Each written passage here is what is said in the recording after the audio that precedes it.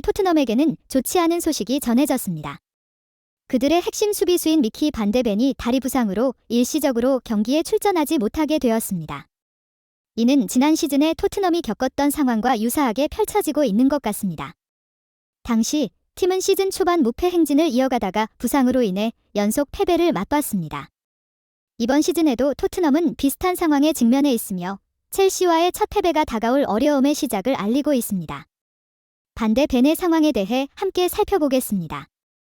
토트넘 내부 소식에 정통한 폴 오키프 기자는 지난 15일 한국 시간 SNS를 통해 팬들의 질문을 받던 중 판더펜 부상 정도에 대해 입을 열면서 눈길을 끌었다. 네덜란드 수비수 판더펜은 2023-24 시즌을 앞두고 토트넘이 수비 보강을 위해 야심차게 영입한 센터백이다. 2001년생으로 어린 나이에 독일 분데스리가 볼프스부르크에서 좋은 활약을 펼치면서 재능을 인정받았다. 시즌 초반이지만 판더펜 영입은 현재까지 대성공이다. 빠른 발과 뛰어난 패스 플레이를 바탕으로 판더펜은 토트넘 유니폼을 입자마자 핵심 수비수로 거듭나면서 지난 시즌 토트넘의 최대 약점이었던 수비 불안을 단번에 해소했다. 그러나 토트넘은 당분간 판더펜 없이 경기를 치러야 하면서 고심에 빠졌다. 판더펜은 지난 7일 2023-24 시즌 프리미어리그 11라운드 첼시전 때 오른쪽 허벅지 뒤쪽을 부여잡으며 통증을 호소해 전반전 도중 교체됐다. 햄스트링 부상이 유력해 보인 가운데 부상 정도가 경미하지 않은 것으로 확인되면서 토트넘을 한숨 쉬게 만들었다. 토트넘을 이끄는 안지 포스테코글루 감독은 판더펜 상태에 대해 판더펜의 햄스트링 부상은 상당히 심각했다. 아마 2024년이 돼야 복귀할 수 있을 것 같다라고 설명했다. 토트넘 팬들은 정확히 어떤 부상을 입었는데 회복까지 얼마나 시간이 필요한지 알기 위해 토트넘 소식을 잘 알고 있는 오키프 기자한테 질문을 했고 오키프 기자는 3단계 경계선인 2등급 부상으로 생각된다라고 설명했다. 햄스트링 부상을 정도에 따라 1에서 3등급으로 분류되는데 2등급인 경우엔 근육이 부분적으로 파열된 상태를 의미한다. 일반적으로 2등급 부상은 회복까지 최소 3주 정도 시간이 필요한 것으로 알려졌다.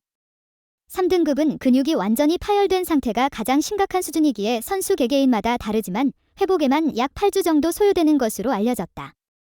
회복 후 그라운드에 투입될 만한 상태를 만드는 시간까지 고려하면 복권은 더욱 늦어질 수 있다. 판더펜의 부상은 3등급에 가까운 2등급 부상이기에 최소 한 달 이상 그라운드에서 볼 수 없다는 걸 의미한다. 포스테코글루 감독의 발언대로 2024년 새해가 돼야 경기장에 복귀할 가능성도 매우 높다. 이는 토트넘이 전반기 잔여 경기를 판더펜 없이 치러야 한다는 것을 의미한다.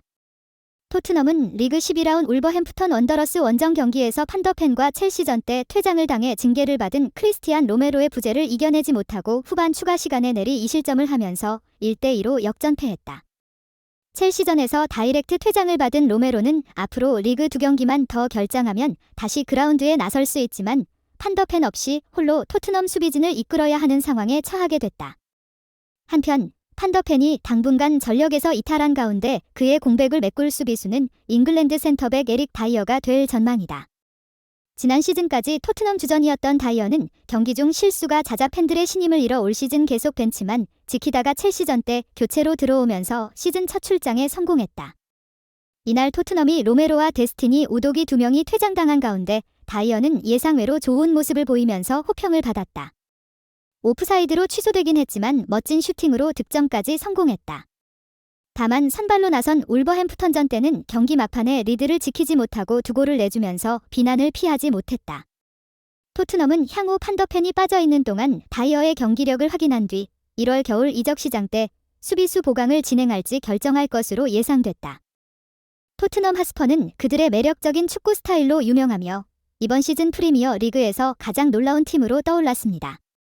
주요 공격수를 잃고 유럽컵에서의 경쟁력에 대한 의문이 제기되었음에도 불구하고 팀은 첫 10라운드 후 놀랍게도 리그 선두에 올랐습니다. 이 예기치 않은 상승은 새로운 감독 안스포트와 레스터 시티 출신 신입 선수 제임스 매디슨을 포함한 다른 선수들에게 많은 칭찬을 받았습니다. 그러나 팀의 장기적인 문제인 선수단 기피와 일관성 부족은 연속적인 2패배로 이어져 리그 선두에서 멀어지는 악몽 같은 시나리오로 이어졌습니다. 최근의 패배들은 토트넘의 중대한 문제를 부각시켰습니다. 부상으로 인한 선수단 깊이 부족. 이제 그들은 이러한 도전을 극복하고 강하게 돌아올 수 있을지 아니면 2023의 20번지 스물네 시즌 전에 계속 어려움을 겪을지가 문제입니다. 지난 시즌의 실망은 해리 케인이 바이에른 뮌헨으로 이적하면서 더욱 커졌습니다. 케인 판매로 큰 자금을 확보했음에도 불구하고 다니엘 레비 회장은 제임스 매디슨을 제외하고는 어떤 주목할 만한 계약도 성사시키지 못했습니다. 그러나 매디슨의 불안정한 성능과 레스터 시티의 강등은 그가 즉시 스퍼스를 변화시킬 수 있을지에 대한 의문을 제기했습니다.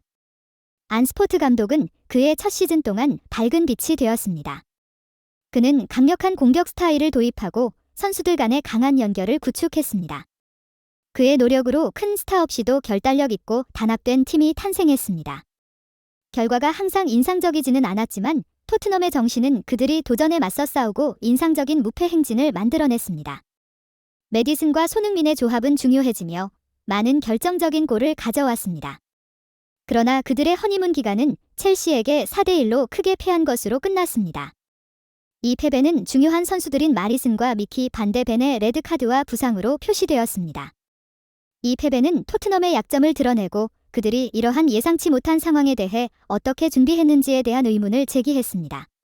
최근 토트넘의 경기, 특히 울버햄튼과의 경기에서 중요 선수들인 매디슨이 없는 상황에서의 연결 부족과 날카로움이 드러났습니다. 그들의 미드필더진은 핵심 플레이메이커 없이 부드러운 공격 조직에 어려움을 겪고 있습니다.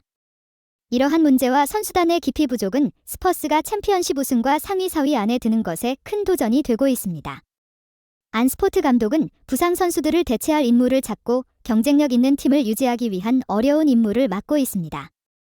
특히 크리스마스와 새해 기간은 매디슨과 반데 벤과 같은 주요 선수들 없이도 팀의 회복력과 적응력을 입증할 중요한 시기가 될 것입니다.